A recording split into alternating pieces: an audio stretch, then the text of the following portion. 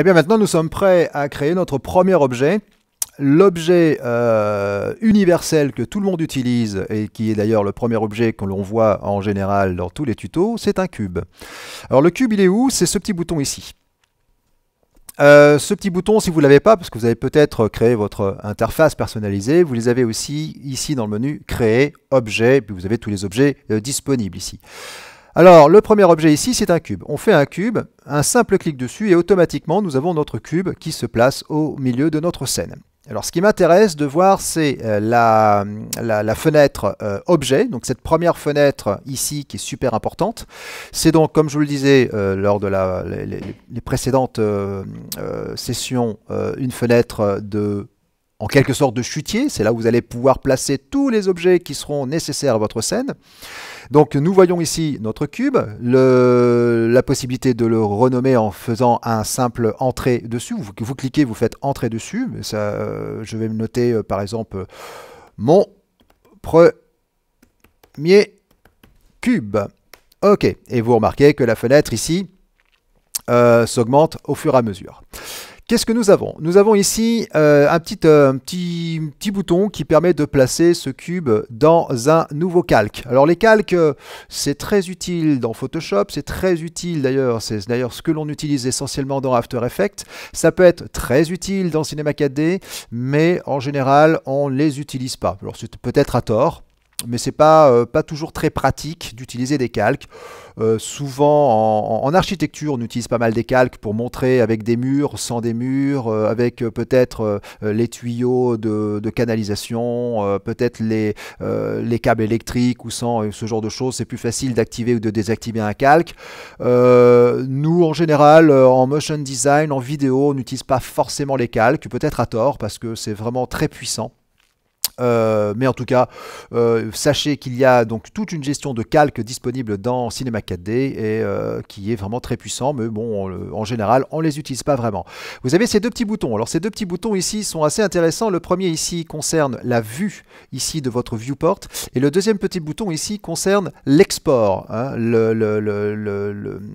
lorsque vous allez faire un export, un rendu de votre élément ici, l'élément 3D.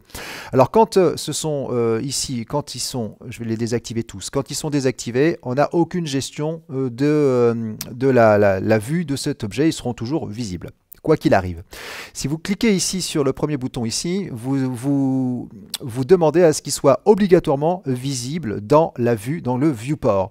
Mais par d'autres éléments, vous pourriez ne pas le faire apparaître, par exemple, dans l'export de votre scène.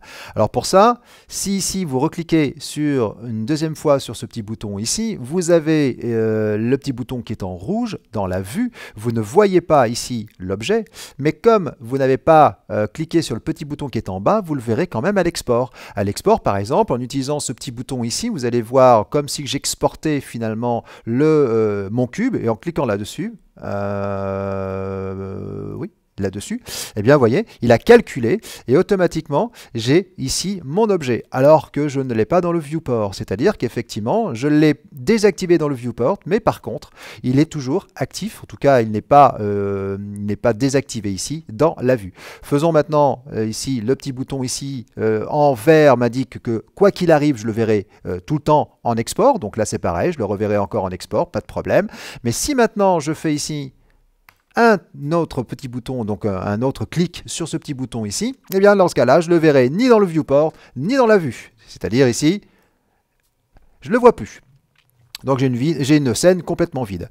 De la même manière, je peux cliquer ici dans le viewport pour le voir, mais au rendu, je ne le verrai toujours pas. Hein, donc ça, c'est une gestion assez intéressante de visualiser vos éléments au sein du viewport, mais peut-être ne pas les voir dans la vue, au contraire, hein, les voir dans le rendu, mais de ne pas les voir ici dans votre viewport. Alors, je vais les désactiver. Voilà.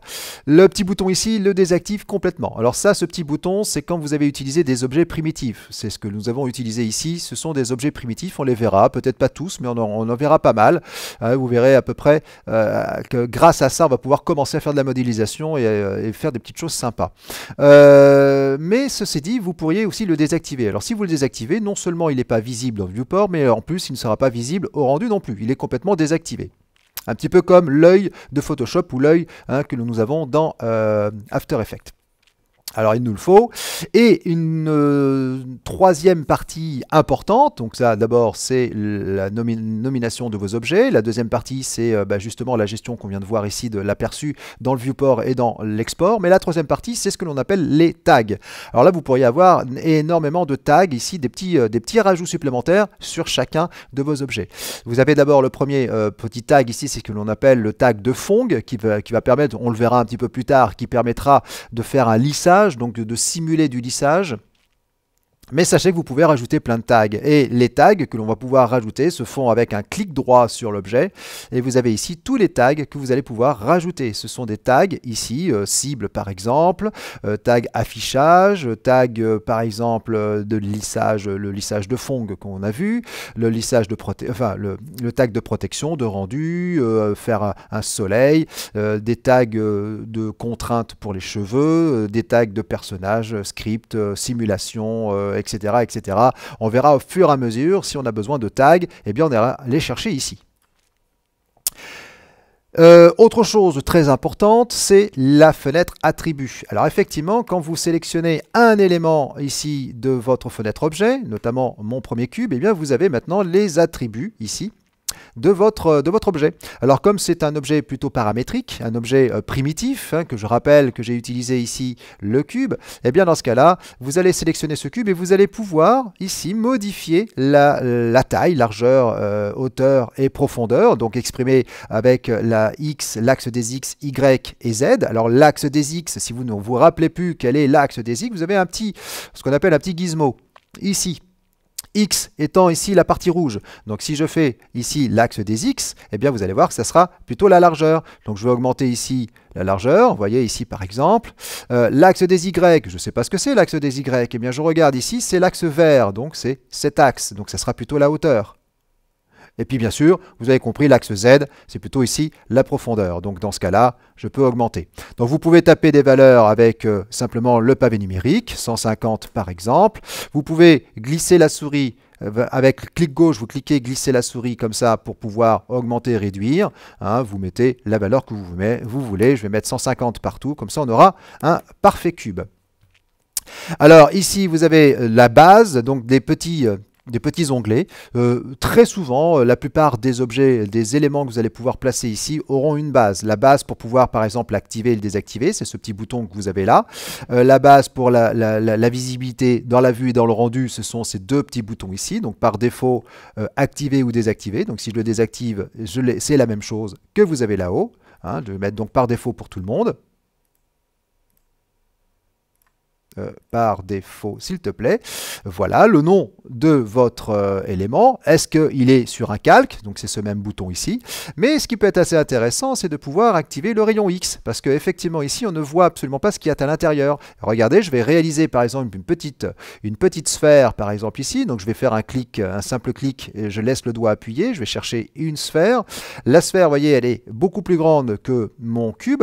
Et bien en la sélectionnant, je vais pouvoir utiliser dans la partie objet, ici un rayon. Je vais mettre un rayon de 50 cm par exemple, je ne vois plus du tout la sphère. Pourquoi? Parce qu'elle est à l'intérieur de mon cube. Je vais sélectionner maintenant mon cube, venir ici dans la base, me mettre en rayon X. Et là, effectivement, je vois toujours mon cube en pointillé avec un rayon X, ce qui permet, comme Superman, de voir au travers des objets. Voilà, donc ça, ce sont des paramètres qui seront assez utiles au fur et à mesure que l'on va travailler. Les paramètres d'objets, on les verra au fur et à mesure qu'on aura besoin de créer des objets. Et les paramètres de lissage, par exemple ici, parce que j'ai ici un tag que j'ai rajouté. Si j'enlève le tag, c'est-à-dire je le sélectionne, j'ai les propriétés du tag ici. Mais si je sélectionne ici l'élément, j'ai toutes les propriétés de l'élément plus le tag que je peux avoir ici. Donc c'est un choix, soit vous sélectionnez le tag, vous les avez ici, ou vous sélectionnez l'élément et vous avez tous les paramètres donc, de l'élément plus les tags si vous en avez. Bien sûr, vous pouvez sélectionner le tag et le supprimer avec le bouton Supr de votre clavier, vous n'avez plus le tag, donc du coup, vous aurez plus ici le petit bouton ici de lissage.